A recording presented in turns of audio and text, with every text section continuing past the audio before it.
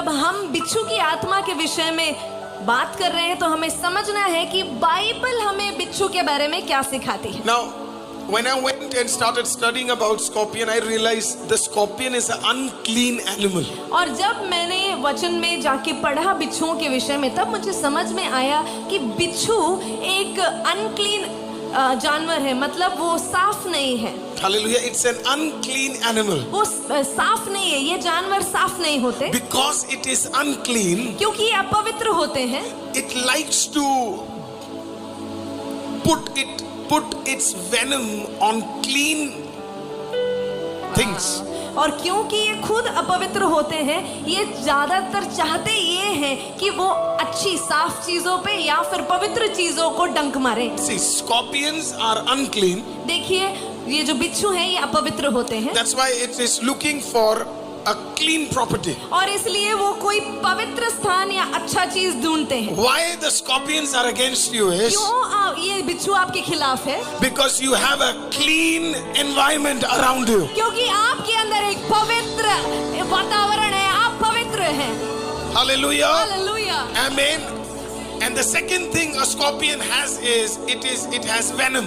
और दूसरी चीज जो ये बिच्छू रखता है वो है उसका जहर। It has a venom. उसके अंदर एक विष होता है। Hallelujah. It has a poison. और उसके अंदर एक जहर होता है। What does poison do? क्या करता है ये जहर? Do you know what poison does? आपको पता है जहर क्या करता है? Poison attacks your clean blood. वो आपके साफ पवित्र लहू को अटैक करता है, When a हमला करता है। scorpion stings you, और जब एक स्कॉर्पियन, एक बिच्छू आपको डंक मारता है, slowly it will change the dynamics of your blood. आपके लहू का वो डायनामिक्स बदल देगा, उसका पवित्रता या उसकी अच्छाई बदल देगा। That is how the spirit of scorpions are. और इसी प्रकार से ये बिच्छुओं की आत्मा भी काम करती है। अच्छे अच्छे परिवार को डस कर खत्म कर देगा, अच्छे अच्छे परिवारों को तोड़ देगा, अच्छे अच्छे परिवार को अलग कर देगा। This is what a scorpion does. It divides a family. Slowly it will come, sting, and it will destroy a family. और ये अच्छे अच्छे परिवारों के अंदर आता है, अपने विष को, अपने जहर को डंक से घुसता है और धीरे धीरे करके उस परिवार को नाश कर देता है। Take a moment, think about your family. और थोड़ा समय लीजिए और अपने परिवार के बारे में जरा सोचें। Everything was going good, सब कुछ बढ़िया चल रहा था, but suddenly पर अचानक से something happened, कुछ तो हुआ and your family got divided. और आपका परिवार दुभागित हो गया। Has it happened with you? You are happy with your family, क्या आपके साथ ऐसा हुआ है कि आपके घर में सब कुशल था, सब अच्छा था, and suddenly the mood changes. और अचानक से मूड खराब हो जाता है घर का? Suddenly an argument comes. अचानक से बहस शुरू हो जाती है। Has it happened with you?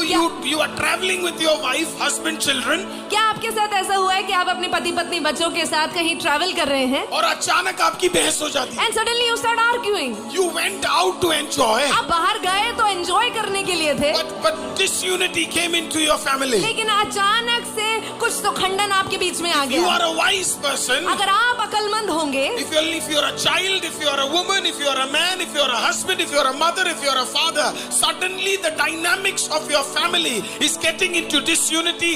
Understand, the spirit of scorpion is working in your family. अचानक से आपके घरों के अंदर, आपके परिवारों के अंदर, आपके बातों के अंदर अगर टूटने का विषय आ रहा है या आप एक नहीं है, आप अनेक दिमाग वाले हो रहे हैं, आपकी बहसें उठ रही हैं, तो अगर आप एक प्रभु के दास, एक बच्चे, एक बेटा बेटी, पति पत्नी कुछ भी होंगे, आपको ये बात तुरंत समझ में आ जाएगी कि कुछ तो डस रहा है और कुछ तो जहर फैला रहा है। So when a scorpion attacks you, तो जब एक बिच्छू आपको हमला करे, when a scorpion attacks you, जब एक बिच्छू आपको अटैक करे, you do not talk to the scorpion. आप बिच्छू से बात नहीं करते। बिच्छुओं से बात नहीं करते। You don't talk to scorpions.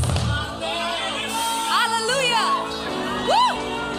That's right, preach it, pastor. This is where maximum people have a issue. और यहीं पे सबसे ज्यादा लोग फंस जाते हैं। सांप और बिच्छुओं से बात नहीं करते। Don't talk to serpents and scorpions. Many people talk to the snake and many people talk to the scorpions. Bible says, I do not want you to speak. I have given you authority. You will trample them and destroy them. Bible ये नहीं बताती कि आप सांपों और अजगरों पे और बिच्छुओं से जाके बात करो। बाइबल कहती है, मैंने तुझे सांप Many people try to solve that issue through talking. और कई सारे लोग अपनी परेशानियों को, अपनी बहसों को बात करके सुलझाने की कोशिश करते I हैं। have seen many churches break. मैंने देखा है बहुत सारे परिवारों को और कलीसियाओं को टूटते हुए। The reason for that is, उसका कारण ये I है, have seen families break. मैंने परिवारों को टूटते देखा है। The reason for that is उसका कारण ये है because they try to negotiate with a scorpion and a snake. क्योंकि वो बात कर कर चीजें सुलझाने की कोशिश करते हैं सांपों और बिच्छुओं के साथ। This kind of spirits do not go by talking. और ऐसी आत्माएं बतिया के नहीं जाती है। This kind of spirits goes when you are ready to kneel down. God will give you authority. You stand up and trample them. ऐसी आत्माएं जब तक आप घुटनों पर नहीं आते और प्रार्थना में इन्हें तोड़ने के लिए राजी नहीं होते, तब तक ये आत्माएं हटती नहीं है।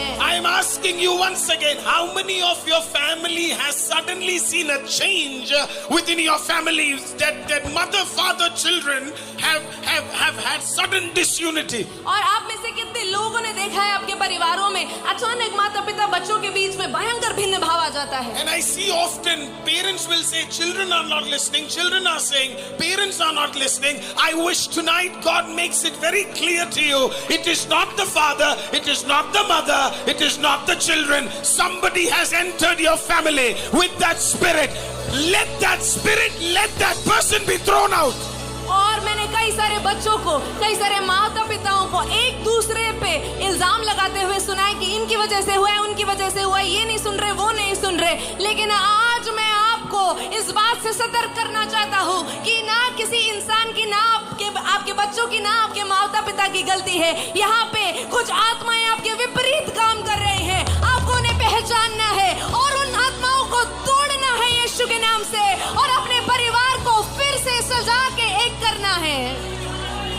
Now snakes are big. देखिए सांप जो होते हैं बहुत लंबे होते हैं, You can see them. उनको आप देख सकते हैं। The problem with scorpions are लेकिन बिच्छुओं की दिक्कत ये है, they are small. छोटे से होते हैं।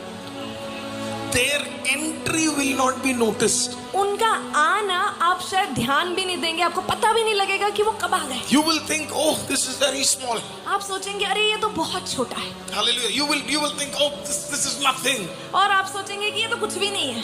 Understand, they might look small, समझिए ये दिखते शायद छोटे होंगे, but their sting is deadly. लेकिन उनका डंक विनाश लेकर आता In a है। picture, it might look big, इस फोटो में शायद ये बड़ा दिख रहा हो, but honestly, it is 5% of what a snake is. लेकिन अगर देखा जाए तो सांप की तुलना में उसका 5% भी उसका साइज नहीं है। You know, you will not give importance to a scorpion because it is too small. आप उसको नजरअंदाज कर देंगे क्योंकि वो इतना छोटा है। But if you are in the spiritual realm, लेकिन अगर आप आत्मिक मंडलों में हैं, if you are careful in the spiritual realm, और अगर आप आत्मिक मंडलों में आप सतर्क हैं, you will recognize a scorpion. आप एक बिच्छू को पहचान जाएंगे। You will understand a scorpion has come to do certain things. आप समझ जाएंगे कि एक बिच्छू कुछ नाश करने आए हैं, कुछ तो करने आए हैं। Write it down. There are 5